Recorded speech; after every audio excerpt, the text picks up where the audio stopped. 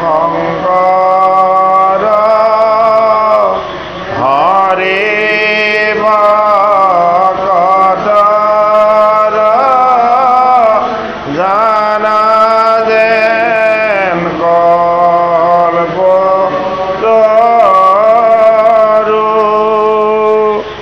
তাহান্ত বিনাই নাই নাই নাই আমাৰ পৰম গুৰু ৰাম আমাৰ পৰম গুৰু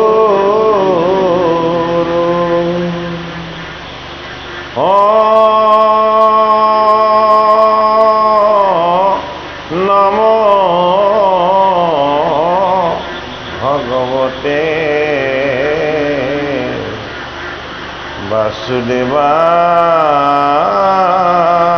বাসুদেৱায় ভগৱন্ত ভক্তি যোগ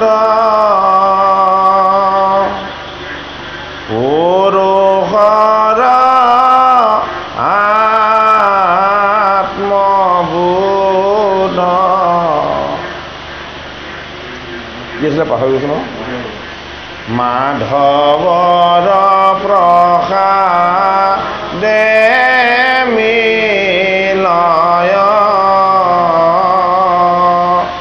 কৃষ্ণৰ কৃপাত যে বেগুচয় সংসাৰ মন এই মানে গীতাৰ নিৰ্ণয় ৰাম এই মানে গীতাৰ নিৰ্ণয়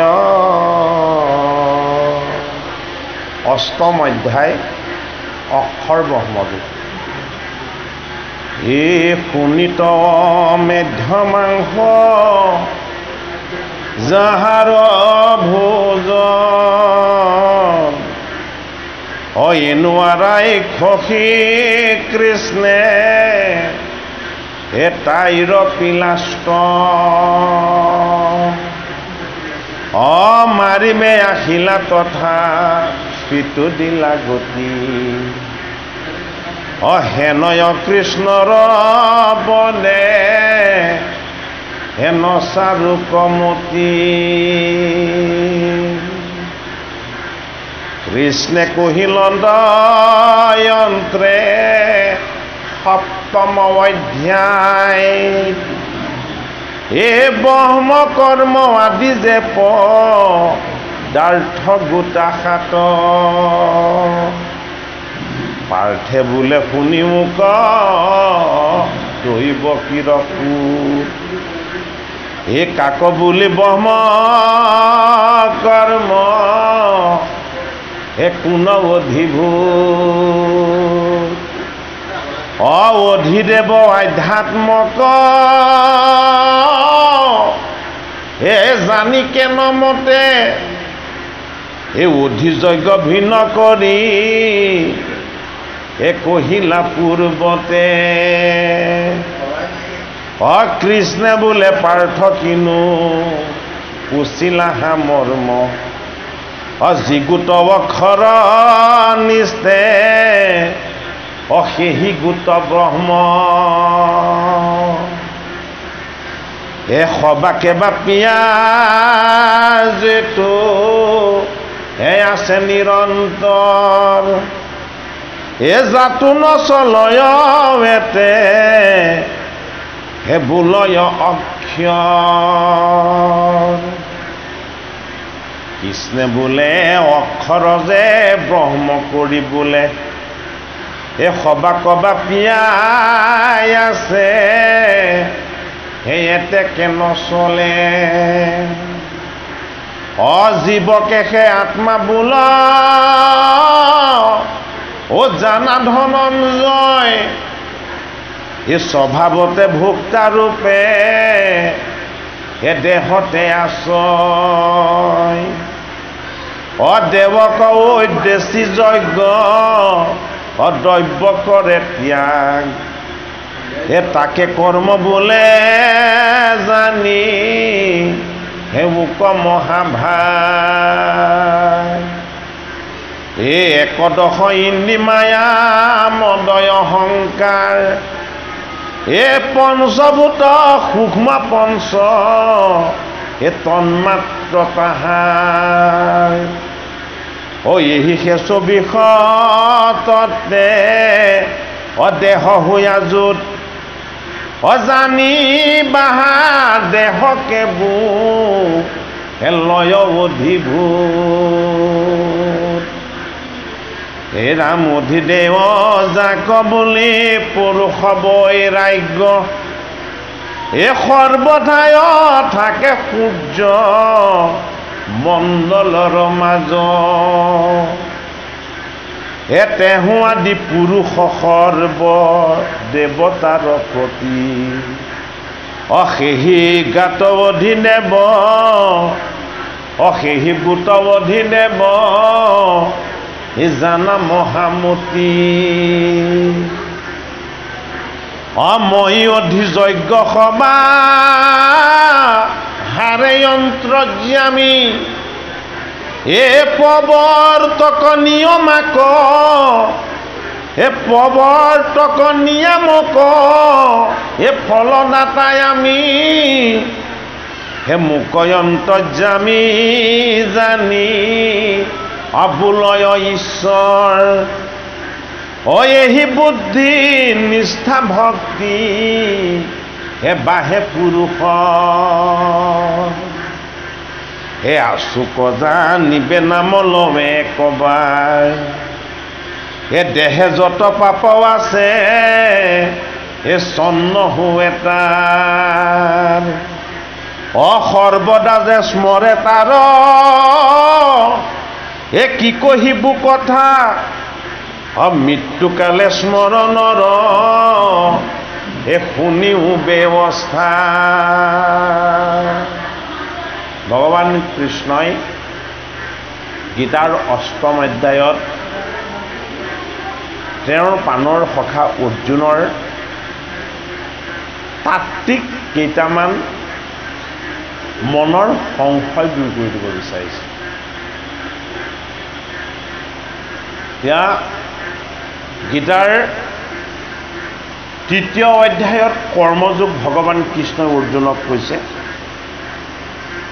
প্ৰথম অধ্যায়ত বিষাদ যুগত অৰ্জুনৰনো কিয় বিষাদ উৎপত্তি হ'ল, এই বিষাদৰ কাৰণটোনো কি, এই সম্পৰ্কে ভগৱান কৃষ্ণই প্ৰথম অধ্যায়ত ক'লে।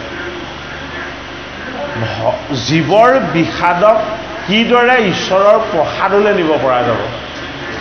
বিষাদ আৰু প্ৰসাদ। বিষাদ মানে হ'ল অজ্ঞান, অবিদ্যা। মানুহৰ মনত সুখ উদয় হয় অজ্ঞান আৰু অবিদ্যাৰ কাৰণে। ভগৱান কৃষ্ণই গীতাত এই কথা অৰ্জুনক জনাইছে। আৰু অজ্ঞান দূৰ কৰিবৰ কাৰণে গীতা শাস্ত্ৰৰ দ্বিতীয় অধ্যায় দ্বিতীয় যুগ কৈছে কি সাংখ্য যুগ। সাংখ্য যুগ মানে হ'ল অদ্বৈত ঈশ্বৰ জ্ঞান। গতিকে বিষাদৰ পৰা প্ৰসাদলৈ যোৱাৰ ব্যৱস্থাটোৱে হ'ল এক ঈশ্বৰক জনাব। এতিয়া এক ঈশ্বৰক আমি কিয় জানিব লাগে? এক ঈশ্বৰক দৈৱকী নন্দন কৃষ্ণই গোটেই ব্ৰহ্মাণ্ডৰ নিয়ন্তা। তেওঁৰ ব্যতিৰেকে এই জগতৰ প্ৰতিটো বস্তুৱেই জড়। ভগৱন্ত কৃষ্ণই হ'ল চৈতন্য ঈশ্বৰ। তেওঁই সমস্তৰে নিয়ন্তা। তেওঁৰ কি নাই? গীতাৰ সাংখ্য যুগত অৰ্জুনক কৈছে যে মোৰ জন্ম নাই, মোৰ মৃত্যু নাই, মই আত্মা, মই অখণ্ডিত আনন্দ। তেওঁ অৰ্জুনে বুজি পোৱা নাই যে মই পৰম আত্মা, তুমি মোৰেই অংশ জীৱ। আৰু তোমাৰ মাজতেই মই অখণ্ডিত হৈ চৈতন্য হৈ বিৰাজমান হৈ আছোঁ। তেতিয়া অৰ্জুনে দ্বিতীয় অধ্যায় সাংখ্যযোগত কৃষ্ণৰ যেতিয়া চৰণত তেওঁ একান্ত চিত্তে শৰণ ল'লে, মোৰ মোহ আৰু সুখ আপোনাৰ কৃপাত দূৰ হওক বুলি যেতিয়া ভগৱান কৃষ্ণক প্ৰাৰ্থনা কৰিলে, তেতিয়া ভগৱান কৃষ্ণই অৰ্জুনক ঈশ্বৰ জ্ঞানটো দি দিলে। সাংখ্যযোগত দিলে ঈশ্বৰ জ্ঞান, নাছিলে, বিষাদ আহিছিলে। ঈশ্বৰ জ্ঞানটো যেতিয়া অৰ্জুনৰ আহিলে, তেতিয়া অৰ্জুনে মনৰ দুখ বেজাৰ সকলোবিলাকৰ পৰা মুক্ত হৈ গ'ল। সাংখ্যযোগত কৃষ্ণই অৰ্জুনক কৈছে, তুমি নিজকে কিয় দেহী বুলি ভাবিছা? তোমাৰ এই দেহটো ক্ষয়শীল বস্তু, তুমি নিজকে মোৰ দৰে শুদ্ধ আত্মা বুলি ভাবাচোন, যে তোমাৰ দেহৰহে ক্ষয় হ'ব, মই স্বৰূপ আত্মাৰ একো নহয়। তুমি কাক মাৰিম বুলি কৈছা? কোন মৰিব বুলি কৈছা? হে অৰ্জুন, কোনো জীৱৰ কাকো মাৰিব পৰা শক্তি নাই। অৰ্থাৎ সৃষ্টি স্থিতি লয় এই তিনি কাৰ্য কৰোঁতা মইহে, কৃষ্ণই কৈছে। সেইটো কাৰণে মই কৃষ্ণস্বৰূপ আত্মাক একো অস্ত্ৰ শস্ত্ৰই নেকাটে, কোনোদিন ক্ষয় বৃদ্ধি নহয়। আৰু তুমি নিজেও অনুভৱ কৰাচোন, বোলে কি মই তোমাৰ লগত বিৰাজমান হৈ থকা সচ্চিদানন্দ আত্মা বুলি। তেওঁ অৰ্জুনে কি কৰিছে? দেহক অতিক্ৰম কৰি, দেহক পাহৰি অৰ্জুনে তেতিয়া পৰমাত্মাক ভাবিছে। এতিয়া পৰমাত্মা বেদত কি বুলি প্ৰখ্যাত হৈ আছে? পুৰুষোত্তম বুলি। এই জীৱবিলাক হ'ল পুৰুষ। এই জীৱবিলাকৰ কি হয়? জন্ম আৰু মৃত্যু হৈ থাকে। সেইটো কাৰণে মাধৱ মহাপুৰুষে ভগৱন্ত কৃষ্ণৰেই এক শ্ৰেষ্ঠ নাম পুৰুষোত্তম বুলি ঘোষাত গঢ়িছে। হে কৃষ্ণ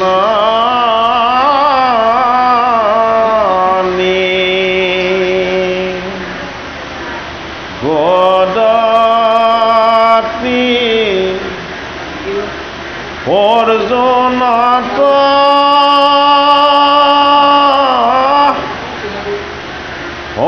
দেহা দিকয় আমি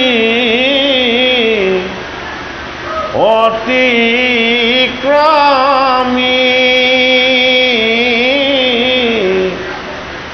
এ হৈ আমাৰ সুশুদ্ধ ব্ৰহ্মটো কৰিও কাম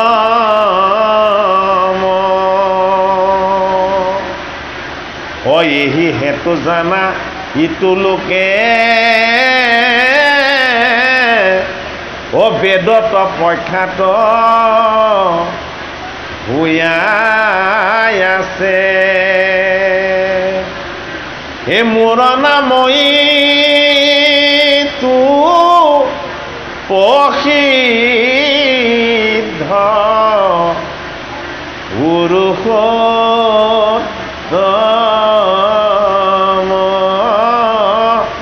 হে মোৰ নামই তু প্ৰসিদ্ধ পুৰুষোত্তম।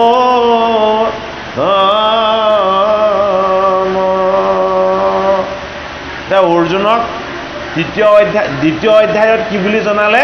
যে মই এই বেদৰ সাৰ, মই এই ৰহস্য তত্ত্ব, বোলে মই কি? মই পৰমাত্মা। তোমালোক জীৱবিলাক পুৰুষ, এইবিলাকৰ মৃত্যু হয়, জন্ম হয়, এই জীৱৰ গতি হয়। আৰু মোৰ কি হয়? মই হ'লো অক্ষয়ব্যয়, মোৰ কোনো হ্ৰাস বৃদ্ধি নহয়, মোৰ কোনো মৃত্যু নাই, জন্ম নাই। সেইটো কাৰণে বেদত মোক কি বুলি জানিছে? হে অৰ্জুন জানা, বেদ গুণময়, কিন্তু বেদৰ ৰহস্যময় কৃষ্ণ। বোলে কি? মই হ'লো পুৰুষোত্তম, মোৰ জন্ম মৃত্যু একোৱেই নাই। মোৰ নাম ল'লেই জীৱবিলাকে উত্তম গতি পায়, মোৰ নাম স্মৰণ কৰিলেই জীৱৰ সমস্ত পাপৰ পৰা মুক্ত হয়। সেইটো কাৰণে মোক বেদবিদসকলে কি বুলি কয়? মোক পুৰুষোত্তম বুলি কয়। ভগৱান কৃষ্ণ দ্বিতীয় অধ্যায়ত সাংখ্য যুগৰ অদ্বৈত ঈশ্বৰ জ্ঞান দিয়াৰ পাছত তৃতীয় অধ্যায়ত অৰ্জুনক কি দিছে কৰ্মযোগ অৰ্থাৎ আমাক ঈশ্বৰ জ্ঞান কিয় লাগে ঈশ্বৰ জ্ঞান লাগে ঐশ্বৰিক কৰ্ম কৰি জীয়াই থাকিবৰ কাৰণে ঈশ্বৰ সেৱাযুক্ত কৰ্ম কৰি থাকি জীয়াই থাকিবৰ কাৰণে আমাক কি লাগে সাংখ্য জ্ঞানটো লাগে যদি মই সাংখ্য জ্ঞান ললো কৃষ্ণৰ চৰণত শৰণ ললো কৃষ্ণকে পৰমাত্মা বুলি ভজিলো আৰু তাৰ পাছতে মই কি কৰিলো হৰি সেৱাৰ বিপৰীত কৰ্ম কৰিবলৈ ললো জীৱক হিংসা কৰিবলৈ ললো মানুহক হিংসা কৰিবলৈ ললো পৰ চৰ্চা কৰিবলৈ ললো বেয়া খাবলৈ ললো বেয়া চাবলৈ ললো হয় নহয় ঈশ্বৰৰ চৰণত শৰণ লোৱাৰ পাছত আমাক ভগৱন্তই ভাললৈ নিয়ে যদি আমি ভাললৈ যাব নোৱাৰোঁ তেতিয়াহ'লে আমি কি হ'ম বেয়াত থাকি যাম সেইটো কাৰণে অৰ্জুনক তৃতীয় অধ্যায়ত কি কৈছে কৰ্মযোগ যে তুমি সদায় শুদ্ধ পথত থাকিব লাগিব শুদ্ধ কৰ্ম কৰিব লাগিব তোমাৰ কৰ্মৰ যোগেদি তুমি উদ্ধাৰ হ'ব লাগিব সেইটো কাৰণে কৰ্মযোগত কি কৈছে যে তুমি গাণ্ডীৱ লোৱা আৰু যুদ্ধ কৰা তুমি ক্ষত্ৰিয়ৰ সন্তান তুমি যুদ্ধত পবিত্ৰ হোৱাটো তোমাৰ জীৱন ধাৰাৰ কৰ্তব্য হয়নে বাৰু এতিয়া যুদ্ধখন কেনেকৈ কৰিব এতিয়া অৰ্জুনক শিকাব লাগিব অৰ্জুনে কৈছে মই যুদ্ধ কৰিম কিন্তু এই যুদ্ধত মোৰ জয় হ'ব নে পৰাজয় হ'ব এইটোতো মই নাজানিম তেতিয়া কৃষ্ণই কৈছে সেইটো তুমি জনাৰ আশালৈ তুমি যদি যুদ্ধ কৰা তেতিয়াহ'লে তুমি কৰ্মবন্ধনত বান্ধ খাবা তোমাক মই মাত্ৰ এটাই অধিকাৰ দিছোঁ সেইটোৱেই হ'ল তুমি যি কৰ্ম কৰা মোৰ চৰণ সেৱা বুলি কৰা তুমি যি কৰ্ম কৰা কেৱল মোক ভজিছোঁ বুলি কৰা মোৰ চৰণ সেৱা বুলি যদি তুমি যুদ্ধ কৰা তোমাৰ কৰ্ম যদি তুমি মোৰ চৰণত অৰ্পণ কৰা মোক দিয়াৰ পাছত তাত তোমাৰ অধিকাৰ থাকিব জানো তোমাৰ যে তোমাৰ কৰ্মত কৰাত অধিকাৰ আছে কিন্তু কৰ্ম যদি মুঠ অৰ্পণ কৰি কৰা তেতিয়াহ'লে ফলৰ অধিকাৰটো নাই গীতাৰ এইটো বৰ ডাঙৰ ৰহস্য তৃতীয় অধ্যায়ত অৰ্জুনক কি বুলি কৈছে যে তোমাৰ কৰ্ম কৰাৰ অধিকাৰটো মই দিছোঁ কৰ্ম কৰাৰ অধিকাৰটো কেনেকৈ দিছোঁ মুঠ অৰ্পণ কৰি মুঠ এই কায় বাক্য মন তুমি আগবঢ়াই তুমি মোৰ সেৱা বুলি কৰ্ম কৰিব লাগিব এতিয়া আমি যদি কোনোবা এজন আমাৰ ব্যক্তিক যদি আমি এটা বাক্য দিলোঁ দেই যে তোমাৰ ল'ৰাৰ বিয়াত বাৰু মই পইচা 10,000 দিম বাৰু দেই আৰু এইটো ধাৰলৈ নহয় কিহৰ কাৰণে দিম তোমাক মই সহায় কৰিম বুলি দিম এতিয়া ঠিক আছে এখেতে পইচা দিলে হয়নে বাৰু এতিয়া পইচা দিয়াৰ পাছত এখেতে কেতিয়াও সুধিব নালাগিব যে সেই পইচাকেইটা তুমি কিহত খৰচ কৰিলা কিয় সেইটো সোধাৰ অধিকাৰ নাই কাৰণ জীৱৰ সেৱাটো হ'ল ঈশ্বৰৰ সেৱা তেওঁ তাৰ পৰা একো ফল বিচৰা নাই মাত্ৰ সহায় বুলি কৰিছে হয়নে বাৰু সেইটো কাৰণে সেয়া তেওঁ কেনেকুৱা কামত ব্যৱহাৰ কৰিছে সেয়া তেওঁৰ অধিকাৰলৈ গুচি যায় হয়নে বাৰু গতিকে তেওঁৰ পৰা ফল এটা আশা কৰাটো আচলতে তেওঁৰ উদ্দেশ্য কোনো থাকিব নালাগে অৰ্জুনক এতিয়া কৰ্মযোগত কৃষ্ণই সেইটোকে শিকালে যে তুমি মোক অৰ্পণ কৰি কৰ্ম কৰা তাৰ পৰা কোনো ফল ইচ্ছা নকৰিবা আৰু ফলৰ কথাটো কৃষ্ণই কি বুলি কৈছে যে মই কৃষ্ণ অন্য দেৱতাৰ নিচিনা নহয় বোলে কি আনে বিচাৰিলেহে দিয়ে মই নিবিচাৰিলেও দিওঁ মোৰ কৃষ্ণৰ মহিমাটো বেলেগ অন্য দেৱতাক তুমি কিবা কৰি বিচাৰিব লাগিব তেতিয়াহে দিব কিন্তু মোক তুমি বিচাৰিব নালাগে মোক যেতিয়া সকলো অৰ্পণ কৰি দিবা মই অন্তৰ্যামী ঈশ্বৰ তোমাৰ যিখিনি প্ৰয়োজন হয় সেইখিনি মই তোমাক নিবিচৰাকৈ দিম এতিয়া কৰ্মৰ যুগৰ পাছত দিছে কি গীতাৰ 4ৰ্থ অধ্যায়ত দিছে জ্ঞান কৰ্ম সন্ন্যাসটো কৰ্মৰ জ্ঞানটোৰ পৰা কি হ'ব লাগিব ঈশ্বৰ সেৱাৰ কৰ্মই আচল কৰ্ম অনুভৱ কৰিব লাগিব এই ঈশ্বৰ সেৱাৰ কৰ্মৰ দ্বাৰা কি হ'ব লাগিব কৰ্ম বন্ধনৰ পৰা মুক্ত হ'ব লাগিব সেইটো কাৰণে 4ৰ্থ অধ্যায় গীতাত কি বুলি কৈছে যে তোমাৰ ঈশ্বৰ জ্ঞানটো ভক্তিৰ জ্ঞানটো তোমাৰ জীৱনৰ বন্ধনক ছিন্ন কৰি দিয়া উপায় হ'ব লাগিব সেইটো কাৰণে কি হ'ব লাগিব তুমি কৰ্তা হ'বা মোৰ সেৱক হ'বা কিন্তু তুমি কেনেকুৱা হ'বা তুমি মুখ্য সাধনৰ আনন্দত থাকিবা সদায় বোলে কিয় মুঠ অৰ্পণ কৰি কৰ্মৰ পৰা তুমি কোনোদিন একো ফল আশা নকৰা ফল আশা নকৰা কৰ্মক কি বুলি কোৱা হয় সন্ন্যাস বুলি কোৱা হয় সেইদৰে গীতাৰ ৪ৰ্থ অধ্যায়ত কৈছে কি জ্ঞান কৰ্ম সন্ন্যাস যোগ ৫ম অধ্যায়ত ক'লে কি কৰ্ম সন্ন্যাস যোগ ইয়াত জ্ঞানটো নাই ৪ৰ্থ অধ্যায়ত জ্ঞান আছে জ্ঞান কৰ্ম সন্ন্যাস যোগ আৰু ৫ম অধ্যায়ত কৰ্ম সন্ন্যাস যোগ যে কৰ্ম সন্ন্যাস কেনেকৈ হ'ব যে তুমি কৰ্ম কৰা কৰ্মৰ পৰা সম্পূৰ্ণ তুমি নিস্পৃহ হৈ লোৱা মুঠ অৰ্পণ কৰা কৰ্ম তুমি এনেদৰে কৰিবা যাতে অন্য কোনো দেৱ দেৱীক তুমি সেয়া নিদিয়া মুঠ শৰণাপন্ন হৈ মুঠ অৰ্পণ কৰি তুমি কৰ্ম কৰাৰ পাছত তুমি অন্য দেৱতা দেৱী এইবিলাকৰ ওচৰত গৈ একো বস্তু নিবিচাৰিবা অৰ্থাৎ ফল আশা কৰা ঠাইলৈ তুমি নাযাবা গীতাৰ ৬ষ্ঠ অধ্যায়তহে কৈছে কি ধ্যান যোগ এতিয়া গীতাৰ মুঠ অধ্যায় হ'ল ১৮টা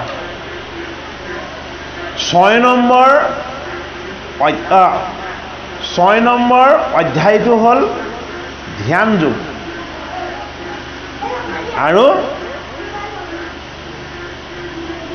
১২ নম্বৰ অধ্যায়টো হ'ল ভক্তি যোগ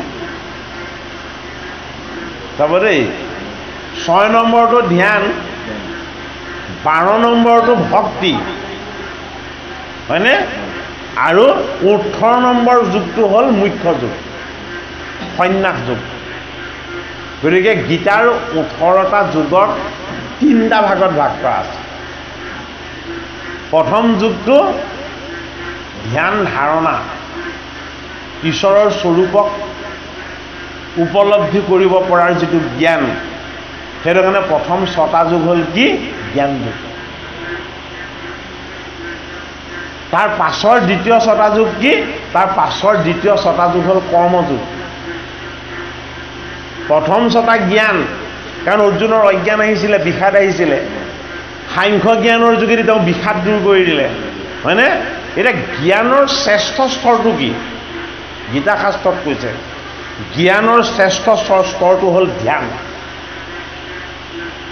এতিয়া ধ্যানটো কি ধ্যানটো আমি যাতে নিজকে আত্মা বুলি চিনি পাওঁ আমি যাতে দেহী নহয় আত্মা যিদৰে সদায় আনন্দিত আত্মাই যিদৰে কেতিয়াও কাৰো অনিষ্ট নকৰে আত্মাৰ যিদৰে সদায় এটা জ্যোতি থাকে এই জ্যোতিটোক হৃদয়ত উপলব্ধি কৰি মই ঈশ্বৰ সেৱাৰ কাৰণে এই জীৱন পাইছোঁ আৰু ঈশ্বৰ সেৱাৰ পথত যাতে হে ভগৱন্ত প্ৰভু আপুনি মোক সদায় ৰাখে এই তত্ত্বটোক কোৱা হৈছে ধ্যান বুলি সেইটো কাৰণে ধ্যানৰ পাছত দিছে কি যুগ জ্ঞান বিজ্ঞান যুগ অৰ্থাৎ কৰ্মটোক ধ্যানলৈ উন্নীত কৰিব পৰাৰ পাছতহে কি হ'ব জ্ঞান আৰু বিজ্ঞান কি এই বস্তুটো সাক্ষাৎ হ'ব আৰু জ্ঞান বিজ্ঞানৰ পাছত কি দিছে এতিয়া আমি যি পাঠ কৰিছোঁ ৮ম অধ্যায় অক্ষৰ ব্ৰহ্ম যুগ অক্ষৰ মানে কি ভগৱন্ত প্ৰভুৰ ৪টা তত্ত্ব আছে ৪টা তত্ত্ব আছে এটা তত্ত্বৰ নাম হ'ল গুৰু এটা তত্ত্বৰ নাম হ'ল দেৱ এটা তত্ত্বৰ নাম হ'ল নাম আৰু অন্যটো তত্ত্বৰ নাম হ'ল ভকত এই ৪টা ঈশ্বৰ তত্ত্ব এই ৪টাক কি বুলি কোৱা হয় এই ৪টাক ভগৱন্ত প্ৰভুৰ চতুৰ্ভুজ ৰূপ বুলি কোৱা হয়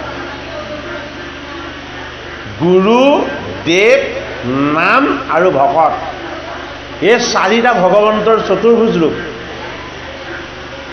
এটা চতুৰ্ভুজ ৰূপৰ তত্ত্বটো কি বস্তু কোনে জানিব গীতাৰ অক্ষৰ ব্ৰহ্ম যুগত সেই কথাটো দিছে অক্ষৰ ব্ৰহ্ম যুগ অক্ষৰ মানে কি যি কোনোদিন ক্ষয় নহয় যাৰ কোনোদিন বিনাশ নহয় হয়নে এতিয়া আমি জন্ম হ'লে কথাখিনি ভালকৈ গুৰুত্বপূৰ্ণকৈ শুনক দেই এইখিনি কথা আমি জানিব লাগে আৰু এই ঈশ্বৰ সেৱাৰ দ্বাৰা আমি এই জন্মতে আমি সদ্গতি পাব লাগিব।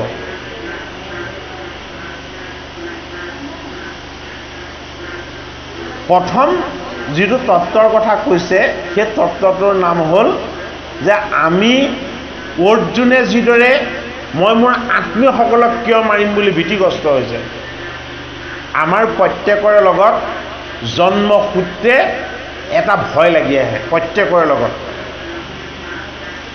এই ভয়টোৰ নাম হ'ল মৃত্যু ভয়। এই ভয়টোৰ নাম হ'ল মৃত্যু ভয়। আমাৰ জন্মসূত্ৰে কেইটামান ভয় লাগি আহে। কি ভয়? যিখিনি পাইছিলোঁ সেইখিনি হেৰুৱাৰ ভয়, হয়নে? আৰু এটা ভয় আমাৰ লগত লাগি আহে, কি? একোৱেই নাপালোঁ, কেতিয়া পাম, হয়নে নহয়? হাৰ্টবিট বেছি হৈ যায়, হয়নে?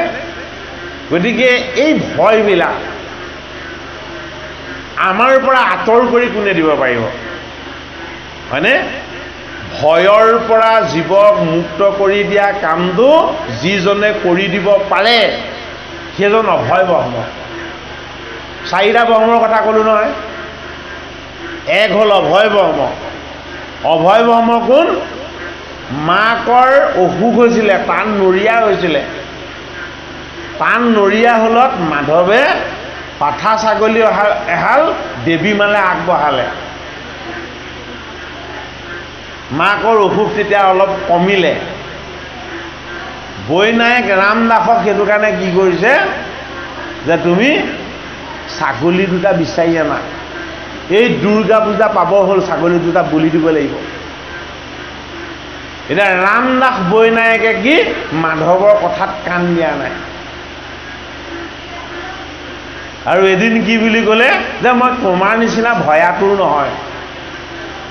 মাধৱক ৰামদাসে কৈছে তোমাৰ মাতৃৰ অসুখ হ'ল বুলি তুমি ভয়ত দেৱীত শৰণাপন্ন হৈ আৰু এতিয়া তুমি জীৱবধ কৰিবৰ কাৰণে উদ্যত হৈছা, তেনেকুৱা কাম আমি কৰিব নোৱাৰোঁ। বোলে কিয় কৰিব নোৱাৰা? বোলে আমি যিজনৰ চৰণ পালোঁ সেইজনক পোৱাৰ পাছত আমাৰ একোলেকে ভয় নাই। বুজি লওক কথাটো। আমি যিজন গুৰুৰ চৰণ পালোঁ সেইজনৰ চৰণ পোৱাৰ পাছত আমাৰ একোলেকে ভয় নাই। গতিকে হে মাধৱ, তুমি মোক ভীতিগ্ৰস্ত কৰিবলৈ যত্ন নকৰিবা। তাৰমানে অধৰ্মটোৰ বিৰুদ্ধে যুদ্ধ দিয়াৰ সাহসটো ৰামদাসৰ তেতিয়ালৈকে কি হৈ গৈছে? সবল হৈ গৈছে। তেতিয়া মাধৱে ক'লে যে তোমাকনো কোনে এনেকুৱা ধৰণৰ মোহগ্ৰস্ত কৰিলে, মায়াগ্ৰস্ত কৰিলে, মই এবাৰ তেওঁক চাবলৈ যাম আৰু মই তেওঁক প্ৰশ্ন কৰিম কিদৰে তেওঁ এই অধৰ্ম অন্যায়ৰ ৰাস্তাবিলাক আমাৰ এই মানুহবিলাকক দেখুৱাই ভুল পথ এটাই নিব বিচাৰিছে। তেতিয়া মাধৱক শংকৰৰ ওচৰলৈ লৈ গ'ল। মাধৱে শংকৰক দেখাৰ লগে লগেই মাধৱৰ মনত এনেকুৱা এটা ভাৱ হ'ল যে এইজন মানুহ নে দেৱতা নে ঈশ্বৰ। মই কাক দেখা ইমান দিন নেদেখাকে আছিলোঁ, যিজন দৰ্শনতে ঈশ্বৰ স্বৰূপ, দৰ্শিত সুন্দৰ গৌৰ কলেৱৰ জয়ীচন সুৰপৰ কাষ, সকলো সভাসদ ৰঞ্জন জাকেৰি দৰ্শনে পাপ বিনাশ। মাধৱে প্ৰথম দৰ্শনতে অনুভৱ কৰিলে বোলে কি এইজন গুৰুক দৰ্শন পোৱাৰ পাছত মোৰ মাজত আৰু একো পাপেই থাকিব নোৱাৰে। তেতিয়া কি কৰিলে? সেৱা কৰিলে। শংকৰক দেখাৰ লগে লগে তেওঁ সেৱা কৰিছে আঁতুকাই। তাৰ পাছত শংকৰক তেওঁ বহুত যুক্তি তৰ্ক আগবঢ়ালে। শংকৰে শেষত এটা যুক্তি দিলে যে হংস চাগ কাটি যিটো ৰুধিৰে কদৰ্ম কৰে সি হেনো স্বৰ্গে যায় নৰকতনো কোন পৰে। হংসৰূপী আত্মা, এই লোভৰূপী ছাগলী, হয়নে? এই বস্তুবিলাকক তুমি কাটি শেষ কৰিব পাৰিবা জানো? এইবিলাকক কাটি মাৰি তুমি নাইকিয়া কৰিব পাৰিবা জানো? হয়নে? আৰু তেজেৰে সতি সদায় তেজেই বোৱাব। তেনেকুৱা ধৰণৰ অপবিত্ৰ জীৱহিংসাৰ নিচিনা অন্যায় কাম কৰি যদি কোনোবাজন স্বৰ্গলৈ যাব পাৰে, তেতিয়াহ'লে নৰকলৈ কোন যাব? তুমি মোক দেখুৱাই থৈ যোৱা। তেতিয়া মাধৱে শংকৰৰ চৰণত আকৌ সেৱা কৰিলে। তেতিয়া শংকৰে সুধিছে যে তুমি মোক আহিবৰ সময়তো সেৱা কৰিছিলা, আকৌ যে যাবৰ সময়তো এতিয়া সেৱা কৰিলা? বোলে আহোঁতে মই আপোনাক ভকত বৈষ্ণৱৰ লগত বহি থকা দেখি মই আপোনাক ঈশ্বৰ যেন দেখি সেৱা কৰিছিলোঁ, ঈশ্বৰ যেন দেখি সেৱা কৰিছিলোঁ বুলি কৈছে। আৰু এতিয়া মই আপোনাক মোৰ গুৰু বুলি সেৱা কৰিলোঁ। হয়নে বাৰু? গতিকে গুৰুৰ চৰণ পোৱাৰ পাছতহে সমস্ত ভয় দূৰ হয়। হয়নে? মাকৰ কাৰণে আগবঢ়াই থোৱা ছাগলী কথাটো আৰু তেওঁ কি হ'ল? পাহৰিলে, তেনে পাপ কাম নকৰে। গতিকে তেনেকুৱা শুদ্ধ মত আমি সমাজবিলাকক এতিয়াও শিকাব লাগিব। যিটো অধৰ্ম, যিটো অন্যায়, সেইটো কৰি যদি আমি কেনেবাকৈ ধৰ্ম সাধন কৰোঁ বুলি ভাবোঁ, তেতিয়াহ'লে তাৰ পৰা আমাৰ পাপ হ'ব। গতিকে গুৰু কি? অভয় ব্ৰহ্ম। গুৰুজনৰ চৰণত শৰণ লৈ গুৰুৱে দিয়া ঈশ্বৰ জ্ঞান আমাৰ যদি লাভ হয়, তেতিয়াহ'লে কি হ'ব? আমাৰ জীৱনত মৃত্যুৰ ভয়, সংসাৰ ভয়, হেৰুৱাৰ ভয়, এইবিলাক ভয় আমাৰ লগত নেথাকে। তাৰ পাছত হ'ল কি? গুৰুৰ পাছত হ'ল দেৱ। দেৱ কি? গুৰু অভয় ব্ৰহ্ম, দেৱ হ'ল পূৰ্ণ ব্ৰহ্ম। এটা পূৰ্ণ ব্ৰহ্ম কোন? পূৰ্ণ ব্ৰহ্ম হ'ল দৈৱকী নন্দন কৃষ্ণ। সেইটো কোনে পৰিচয় কৰি দিয়ে? গুৰুৱে পৰিচয় কৰি দিয়ে। গুৰুৱে পৰিচয় কৰি দিয়ে কাক? দেৱক। যে তোমাক যিজন ঈশ্বৰে আত্মাৰূপত থাকি প্ৰতিপালন কৰি আছে, সেইজন ঈশ্বৰেই কৃষ্ণ। তুমি বাহিৰত আকৌ ঈশ্বৰ কৃষ্ণক বিচাৰি যাব নালাগে। তোমাৰ হৃদয় মন্দিৰত আত্মাৰূপত বহি তোমাক সদায় চৈতন্য কৰি ৰখা সেইজনেই হৃষিকেশ, সেইজনেই দৈৱকীৰ নন্দন, সেইজনেই কৃষ্ণ, সেইজন সৰ্বত্ৰ বিৰাজমান। তেওঁৰ কোনো ক্ষয় নাই, তেওঁৰ কোনো বৃদ্ধি নাই। সেইটো কাৰণে তেওঁ কি? পূৰ্ণ নন্দ হৰি। সেইটো কাৰণে দেৱ হ'ল অক্ষৰ ব্ৰহ্ম আৰু দৈৱকী নন্দন কৃষ্ণ হ'ল কি? পূৰ্ণ ব্ৰহ্ম। তেওঁ পুৰুষোত্তম, সেইটো কাৰণে তেওঁ পূৰ্ণ ব্ৰহ্ম। এতিয়া কথা হ'ল কি? কৃষ্ণই যদিও অৱতাৰ লৈছে, গুৰুজনে কৃষ্ণ ক'ত আছে বুলি কৈছে? যে গুৰুজনে কৈছে কৃষ্ণ সমস্ত ভূততে আছে। সমস্ত ভূততে থকাৰ কাৰণে তোমাৰ লগতো আছে। তোমাক চলাই থকা শক্তি, আত্মা শক্তি হ'ল কৃষ্ণ। গুৰুৱে এই বুলি যেতিয়া ক'লে, তেতিয়া শিষ্যই সুধিছে যে তেতিয়াহ'লে মই মোৰ ঈশ্বৰজনক কেনেকৈ দেখা পাওঁ? হয়নে? তেতিয়া কৈছে তেওঁক যিটো ৰূপত দেখা পাবা, সেই ৰূপটোৰ নাম হ'ল অক্ষৰ ব্ৰহ্ম। গুৰু দেৱ নাম, নামটো হ'ল অক্ষৰ ব্ৰহ্ম। তেওঁক তুমি ৰূপ চাবলৈ বিচাৰিব নালাগিব। বোলে কি? তেওঁ নিৰ্গুণ, তেওঁৰ নাম আছে, তেওঁৰ গুণ আছে, তেওঁৰ যশ আছে, তেওঁৰ লীলা আছে। এইবিলাক তুমি শ্ৰৱণ কীৰ্তন কৰিলে তেতিয়া তোমাৰ কি হ'ব? তোমাৰ অক্ষয় পুণ্য সঞ্চয় হ'ব। এই পুণ্য সঞ্চয়ৰ দ্বাৰা তুমি ঈশ্বৰীয় আনন্দ লাভ কৰিবা। সেইটো কি বুলি কোৱা হ'ল? অক্ষৰ ব্ৰহ্ম। গুৰু, দেৱ আৰু নাম, এই তিনিটা বস্তুত যিজন একান্ত হৈ গ'ল, এই তিনিটা বস্তুৰ বাহিৰে বেলেগ জগতত একো বস্তু যিজনে নিবিচাৰে, সেইজনক কোৱা হৈছে কি বুলি? শুদ্ধ ব্ৰহ্ম। এতিয়া শুদ্ধ ব্ৰহ্ম কোন? শুদ্ধ ব্ৰহ্ম হ'ল ভকত। সেইটো কাৰণে ভকতক কি বুলি কোৱা হয়? ভকতক পদ্ম বুলি কোৱা হয়। নামক কি বুলি কোৱা হয়? নামক গদা বুলি কোৱা হয়। আৰু দেৱক কি বুলি কোৱা হয়? দেৱক চক্ৰ বুলি কোৱা হয়। আৰু গুৰুক কি বুলি কোৱা হয়? গুৰুক শংখ বুলি কোৱা হয়। সেইটো কাৰণে আমাৰ আজি পাঠ কি? অক্ষৰ ব্ৰহ্ম যুগ। অক্ষৰ ব্ৰহ্ম যুগত আমি নিৰাকাৰ ব্ৰহ্মৰ তত্ত্বটো বুজিব লাগিব। যে আমাক ঈশ্বৰ জ্ঞান দিয়া শংকৰ গুৰু মাধৱ গুৰুৱে হ'ল আমাৰ কি আমাৰ ঈশ্বৰ মূৰ্তি। সেই দুজনা গুৰুৰ কৃপাত আমি ভগৱন্তৰ পৰিচয় পালোঁ আৰু ঈশ্বৰক ভজিবৰ কাৰণে আমি এটা শুদ্ধ মত পালোঁ। সেইটো কাৰণে গুৰু হ'ল অভয় ব্ৰহ্ম, দেৱ হ'ল পূৰ্ণ ব্ৰহ্ম, নাম হ'ল অক্ষৰ ব্ৰহ্ম আৰু ভকত হ'ল শুদ্ধ ব্ৰহ্ম। সেইটো কাৰণে আমাৰ নৱবৈষ্ণৱ ধৰ্ম বা শংকৰদেৱ গুৰুজনাই প্ৰচাৰ কৰা ধৰ্মটোত ঈশ্বৰ সেৱাটো কি বুলি কৈছে যে প্ৰত্যক্ষভাৱে ঈশ্বৰ সেৱা কৰিলে নহ'ব। ঈশ্বৰ সেৱাটো কেনেকৈ কৰিব লাগিব? পৰোক্ষভাৱে কৰিব লাগিব। আপুনি যদি জুইকুৰাত প্ৰত্যক্ষভাৱে পানী ঢালি দিয়ে, জুইকুৰা কি হ'ব? নুমাই যাব। আপুনি যদি ভাবিছে যে মই জুইত প্ৰত্যক্ষভাৱে পাচলিটো দি দিওঁ, তেতিয়া কি হ'ব? পুৰি যাব। হয়নে? জুইকুৰাত প্ৰথম এটা পাত্ৰ দিব লাগিব। পাত্ৰটোত কি দিব লাগিব? পানী দিব লাগিব। পানীটো গৰম কৰি তাত চাউল দিব লাগিব। জুইত পাত্ৰ, পাত্ৰত পানী, পানীত চাউল, তেতিয়াহে সি সিজিব।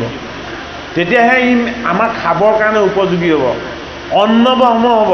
ভগৱন্ত কৃষ্ণৰ নাম লৈ অন্ন অৰ্পণ কৰিব লাগিব। হয়নে? এতিয়া বস্তুটো চক, আপুনি চাউলটোও খাব নোৱাৰে ডাইৰেক্ট প্ৰত্যক্ষভাৱে কেঁচাকৈ, আৰু জুইত পুৰিও খাব নোৱাৰে। কি কৰি খাব লাগিব? জলৰ মাধ্যমত তাক ভালদৰে সিদ্ধ কৰি ল'ব লাগিব। হয়নে নহয়? ঈশ্বৰ সেৱাটোও তেনেকুৱা, ডাইৰেক্ট ঈশ্বৰৰ পাত্ৰৰূপী জুইত আপুনি হাত দিব নোৱাৰে। হয়নে? ঈশ্বৰ সেৱাৰ কাৰণে প্ৰথম কি লাগিব? আমাক যিদৰে ভাত ৰান্ধিবৰ কাৰণে পাত্ৰটো লাগিল, আমাক গুৰু লাগিব। গুৰুৰূপী পাত্ৰত ভক্তিৰ জল লাগিব। হয়নে? ভক্তিৰ গংগাময় জলত কি হ'ব লাগিব? ভগৱন্তৰ নাম গুণ শ্ৰৱণ কীৰ্তন আৰু ভকত বৈষ্ণৱৰ চৰণ সেৱা। এইখিনি হ'লেহে আমাৰ কি হ'ব? আচল ঈশ্বৰ সেৱা হ'ব। সেইটো কাৰণে অক্ষৰ ব্ৰহ্ম যুগত অবিনাশী ঈশ্বৰজনৰ পৰম ব্ৰহ্মৰ পৰম তত্ত্বটোনো কি? এতিয়া কি বুলি সুধিছে? কৈছে আমাক পদে যে যিজনে মানুহৰ, যিগৰাকীয়ে মানুহৰ তেজ খায়, তেনেকুৱা এজনী ৰাক্ষসী আছিলে পুতনা। পুতনাই কি দিবলৈ কৈছিলে? যে পুতনাই কৃষ্ণক বিষ দিবলৈ কৈছিলে। আৰু কৃষ্ণই কি দিলে? কৃষ্ণই মুখ্য দিলে যে তুমি মোক বিষ দিবলৈ আহিছিলা, মই তোমাক অমৃত দিম। বোলে কি? মোৰ যি স্পৰ্শ পাই সি উদ্ধাৰ হৈ যায়। সেইটো কাৰণে স্তন পান কৰাৰ চলেৰে বেয়াখিনি কৃষ্ণই ল'লে, মৃত্যুৰূপী অমৃত পুতনাক দিলে। সেইটো কাৰণে কৃষ্ণতকৈ শ্ৰেষ্ঠ দেৱ নাই। আমাক পদে কৈছে যে মাৰিবে আহিলা তথা পিতু দিলা গতি। হে কৃষ্ণ, তোমাক ভাল বস্তু দিবলৈ অহা নাছিলে, তোমাক বিষ পান কৰাই মাৰিবলৈ আহিছিলে, কিন্তু তথাপিতো তুমি কৃপাময় হৰিয়ে তেওঁক তুমি সদ্গতি দিলা। সেইটো কাৰণে তোমাৰ তুলনা এই জগতত কাৰো লগত নাই। কৃষ্ণে কহিল অন্তে সপ্তম অধ্যায়ত, গীতাৰ সপ্তম অধ্যায়ৰ অন্তত কৃষ্ণই কৈছে যে ব্ৰহ্ম কৰ্ম আদি যে পদাৰ্থ গোটা 7। ব্ৰহ্মৰ কৰ্মৰ তত্ত্বটোৰ লগত, ব্ৰহ্মময় কৰ্মৰ লগত 7টা পদাৰ্থ বস্তু আছে। এতিয়া সেইকেইটানো কি? যে কি বুলি কৈছে? পাৰ্থে বোলে শুনিও ক দৈৱকীৰ সুত, হে দৈৱকী মাতাৰ পুত্ৰ, তুমি শুনাচোন, কাক বুলি ব্ৰহ্ম কৰ্ম পুনৰ অধিভূত। তুমি যে ক'লা ব্ৰহ্ম বুলি, এই ব্ৰহ্মৰ কৰ্ম আৰু অধিভূতটো কি বস্তু? অৰ্জুনে সুধিছে যে সমস্ত ভূততে ব্যাপী মই আছোঁ, তুমি আছা বুলি কৈছা। যিটো ভূতত, অধিভূতত তুমি ব্যাপ্ত হৈ আছা, এই অধিভূতটোনো কি? কম না, জটিল প্ৰশ্ন সুধিছে নেকি অৰ্জুনে? হয়নে বাৰু? তাৰ পাছত সুধিছে যে অধিদেৱ আধ্যাত্মক জানি কেনে মতে। অধিদেৱ আৰু আধ্যাত্ম তত্ত্ব এইটো কেনেকৈ জানিব পৰা যায়? অধিযজ্ঞ ভিন্ন কৰি কহিলা পূৰ্বতে। তুমি অধিযজ্ঞৰ বিষয়ে তুমি মোক পূৰ্বতে ক'লা ভিন্ন কৰি, পাৰ্থক্য কৰি, কিন্তু মই তেতিয়াও ভালকৈ নুবুজিলোঁ। অৰ্জুনে কৃষ্ণক কৈছে, কৃষ্ণে বোলে পাৰ্থ কিন্তু পুছিলাহা মৰ্ম, তুমিনো কি ইমান কথাখিনি মোক সুধি আছা? হেৰা অৰ্জুন, যিগোট অক্ষৰৰ নিচিনা সেই গোট ব্ৰহ্ম, যিটো বস্তুৰ কোনোদিন বিনাশ নহয় সেইটোৱেই ব্ৰহ্ম, হয়নে? এতিয়া বিনাশ নোহোৱা বস্তু চাৰিটা কি কি? সেই চাৰিটাই আচল বস্তু, গুৰু, দেৱ, নাম আৰু ভকত। এইকেইটা অবিনাশী বস্তু। ভগৱন্ত প্ৰভুৱে 6জন ভকত ৰচনা কৰিছিলে, আজিলৈকে মৃত্যু হৈছে জানো? চিৰঞ্জীৱী 6জন ভকত, হয়নে নহয়? ভকত 6জন চিৰঞ্জীৱী।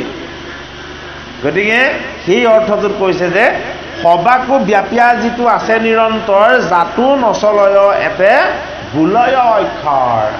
সমস্ত ভূততে ব্যাপী যিজন আছে, যিজনৰ কোনো ধৰণৰ ক্ষয় ক্ষতি নহয়, হ্ৰাস বৃদ্ধি নহয়, সেই অৰ্জুন, তেওঁকেই কোৱা হয় অক্ষৰ ব্ৰহ্ম, তেওঁকেই কোৱা হয় ঈশ্বৰ বুলি।